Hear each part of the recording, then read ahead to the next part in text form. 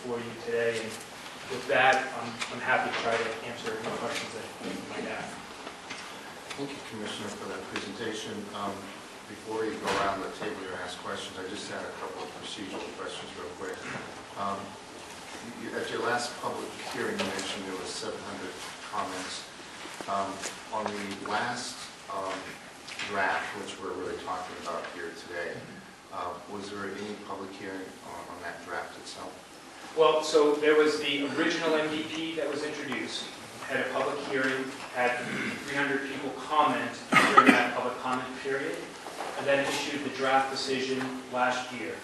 After that draft decision, which is kind of what you sort of see the highlights of in the orange here, we had that second public comment period. We received about 700 comments during that window, plus petitions, and then we further refined it based on the comments that we received from the time of the draft decision to the final decision. So the final decision was something that I shared externally about 2 weeks or so ago, and then came forward to the council at the last governor council meeting, and I think appropriately provided then an opportunity for us to have this conversation today. So this has been a document that's been in the public domain now for 20 years, or 20 months, excuse me.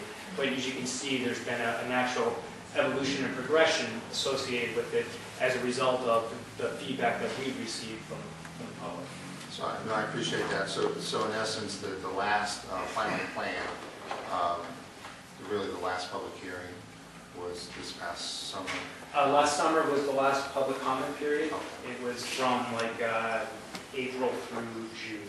Okay. So because if I'm a public member, I'm looking at the final draft and saying, do I have an opportunity to ask the commissioner of any comments on the amendments that he's made from the previous meeting from last summer? So those have been some of the questions, but I just leave that out there. The other councilors to look at as well. My other question is, when it comes to the plan itself, has it gotten approval from the Attorney General's office? Final plan? We have worked with the Attorney General's office throughout the course of this process, and in developing the actual lease amendment itself, as well as the conditions letter, has all been stuff that we have worked very closely with the Attorney General's office.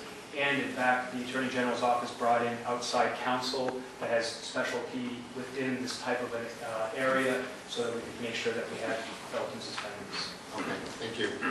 Council Pappas. Oh, sure. Thank you, Councilor Kenny, and thank you, Commissioner. It was a nice presentation. I think it's an important opportunity for us and for the public to hear a little bit about the evolution of this over time. I think this spreadsheet is, distills pretty nicely the comments that you took into consideration and how it ultimately impacted what you're bringing before us in terms of a lease agreement. Is that something that's also available on the website for public review? Absolutely. We posted all this material on our website the Thursday that the information became available, and you can go right to our State Park website, and it's pretty easy to get. In fact, there's a button right up on the top that just says, non-Sunapee decision materials.